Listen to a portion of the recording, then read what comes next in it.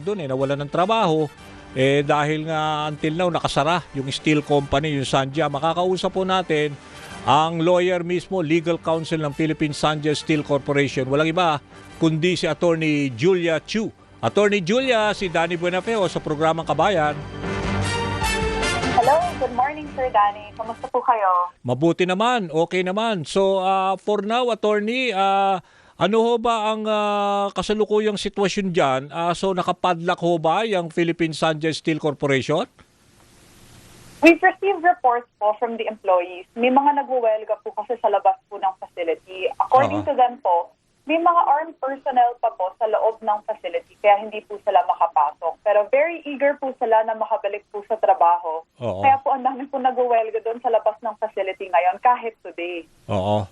Hindi. So, ibig sabihin, ang unang rason kasi na ibinigay, kaya daw nag-conduct ng raid nga diyan ng mga otoridad, yung yung PAOK at saka itong NBI, dahil allegedly, meron daw mga 60 Chinese workers na involved diyan sa mga may implication sa labor and regulatory concerns. Yung una, yung, di ba, related sa mga POGO. So, ano masasabi mo, Attorney?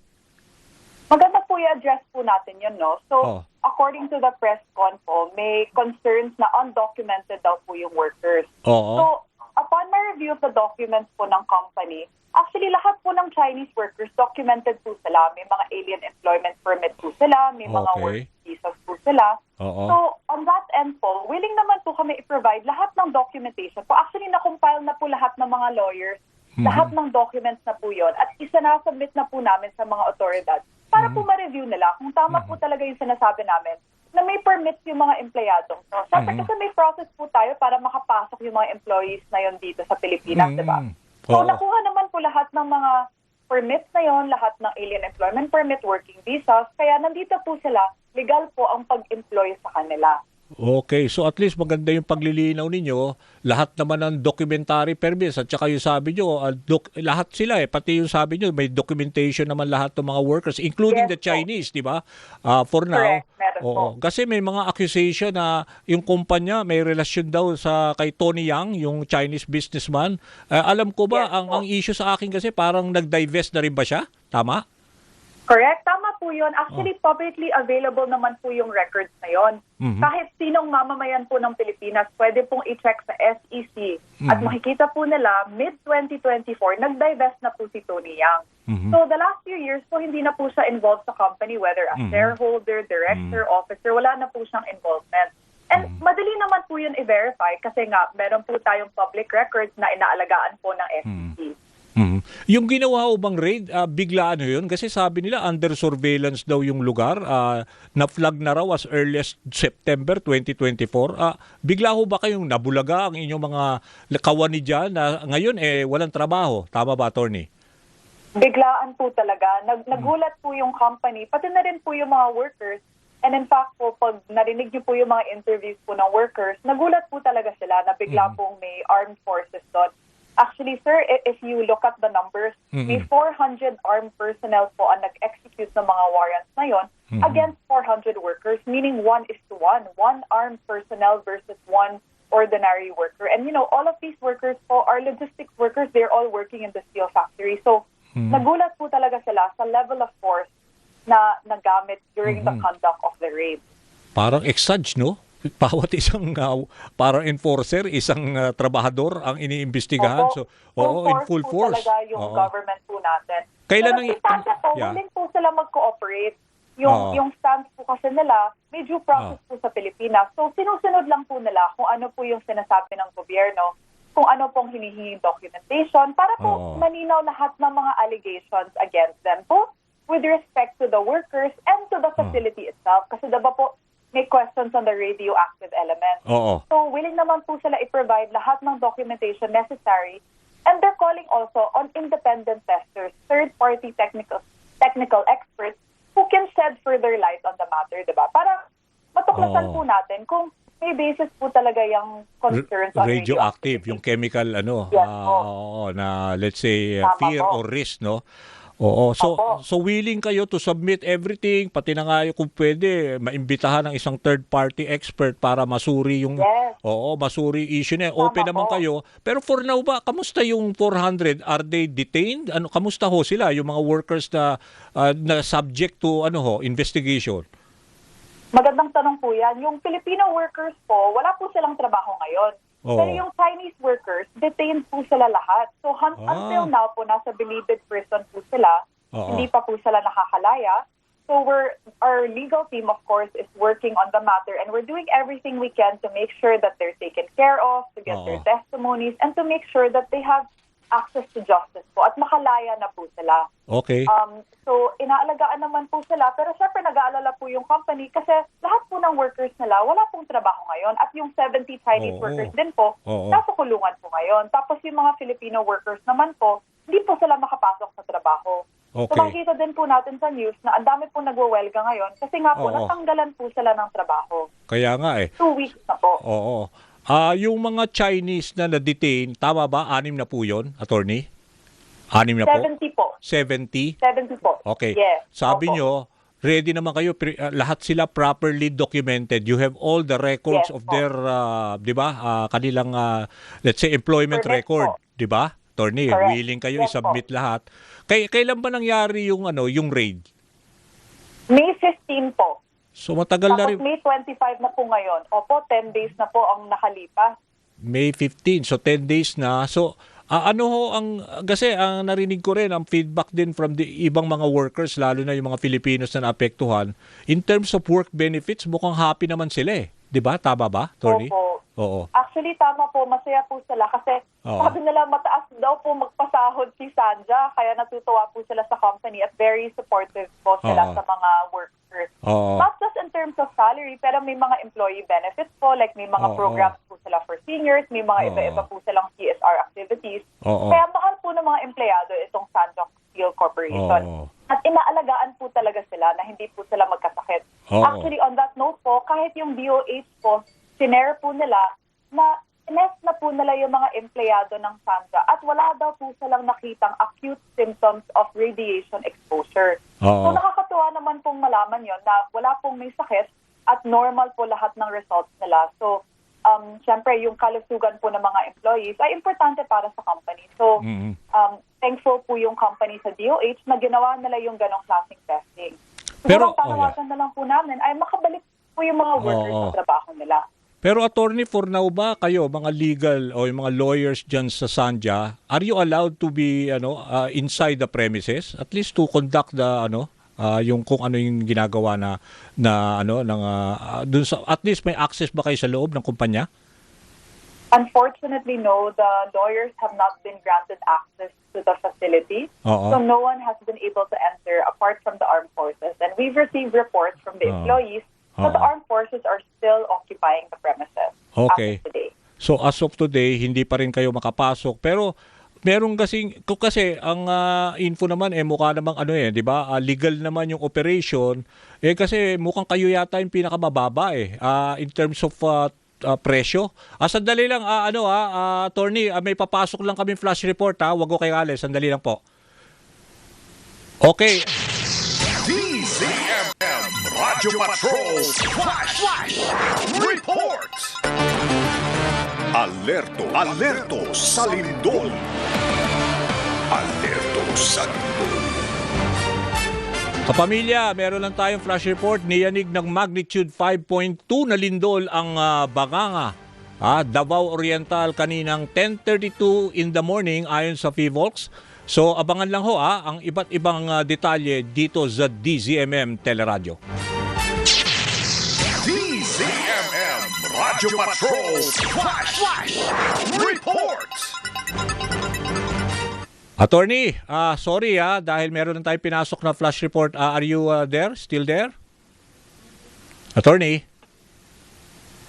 Si Attorney, nandiyan po ba? Si Attorney Julia Yes po, Chu. I'm still still here. Okay, Yes, meron lang ho tayong pinasok na flash report. Anyway, yung huli kong tanong, yung, di ba, ang alam ko, legit operation naman yan, steel company. Ang balita kasi baka dahil kayo yata yung pinakamababa in terms of pagbebenta ng bakal dyan, baka daw may kakompetisyon kayo na somehow parang hindi happy sa the way they are, di ba, in terms of facing the competition. So, pwedeng na project kayo. Tama ba, attorney? Or is that something or a fair assessment? Oo nga po, mahirap po mag-speculate at this time, no? Pero siguro ang masasabi ko po, itong Philippine Sanja Steel Corporation, very competitive po kasi talaga yung prices po nila. So, good quality po. In terms of the source of the materials po, 60% po ng steel nanggagaling po sa Japan. Tapos 40% po nanggagaling sa Pilipinas. Tapos we have highly skilled technical Chinese workers providing the technology transfer. And we have highly skilled Filipino workers also. So maganda po talaga yung nalalabas na final product po ni Sanja at competitive yung pricing po. So kung meron pong competitor who would be interested in getting a larger market share, mahirap po mag-speculate, no? Pero for sure po, maa-affect po yung pricing ngayon moving forward. Kasi po, complete stoppage po ang operations ni Sanja. So wala po silang napoproduce na steel at the moment. So 10 days na. it's possible po, it's very likely, magkakaroon po ng shortage at aakyat po ang presyo. Kasi po, syempre, nawala po yung isang big player sa industry. Wala po silang napoproduce at all at this time. So napanggit mo yung shortage kasi 10 days na hindi nag-ooperate. So pwedeng tumaas, no, at sumirit yung presyo ng bakal, because malaki ba siya in terms of sa Mindanao, malaki siyang player ang Sanja? Yes, they supply mostly po kasi sa Visayas in Mindanao area. So baka po in the region, maapektuhan po talaga yung supply. Siyempre po, nawala yung isang producer po, yung isang facility. So, mahirapan po sila siguro na makahanap ng steel at the normal levels before, at the prices that Sanja was selling before. For now, attorney, mga ilan ang mga trabahador na out of work ninyo sa Sanja? 400 po.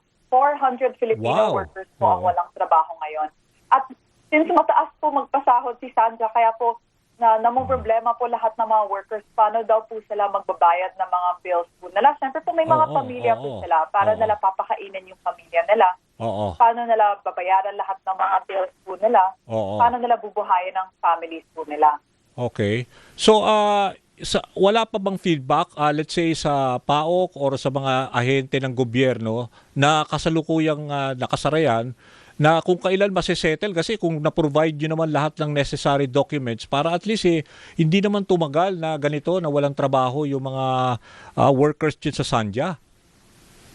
Yun nga din po ang hope namin, na sana mapabilis po yung proceedings para po, number one, makabalik po yung mga workers sa trabaho, at number two, makalaya po yung mga detained individuals. Kasi kung ma-provide po namin lahat ng mga permits, kung ma-address po namin yung allegations ng government, and willing naman po kasi si Sanja na i-provide lahat ng kailangan makita ng government, at naniniwala po sila, cooperative po sila sa due process ng Pilipinas, sana po mapabilis lang.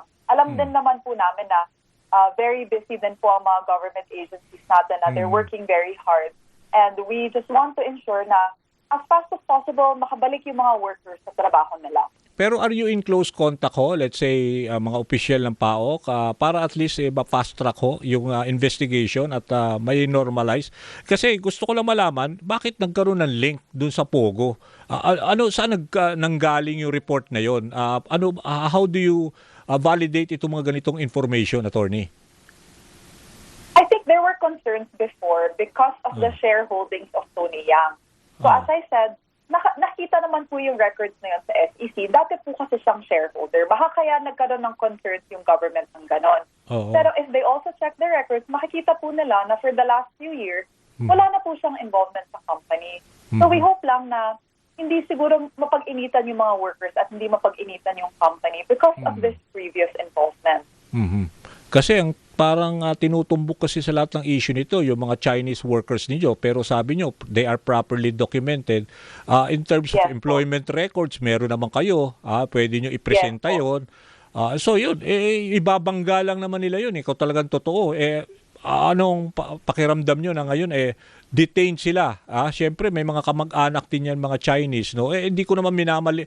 Siyempre laging ganyan ang 'di ba? Ang public perception baka mga naman spy, no? So for now you can assure na lahat ito walang ganyan na mga espiya na mga theory, 'di ba?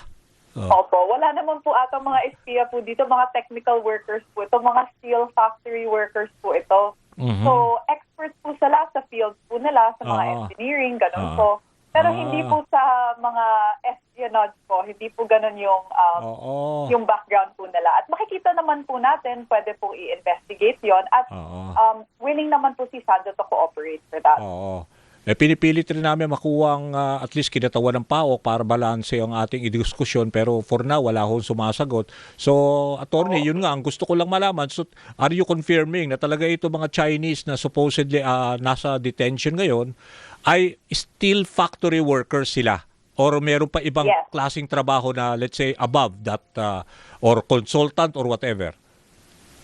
They are steel factory workers po. Pero syempre, iba-iba po yung job description nila. I don't have the particular job descriptions in front of me right now. But all of them are the individuals or workers necessary to make the steel corporation run. So everything from putting together the steel, facilitating the use of the scrap materials, the safety protocols. Iba-iba po ang rules nila. Madami po sila. Yeah.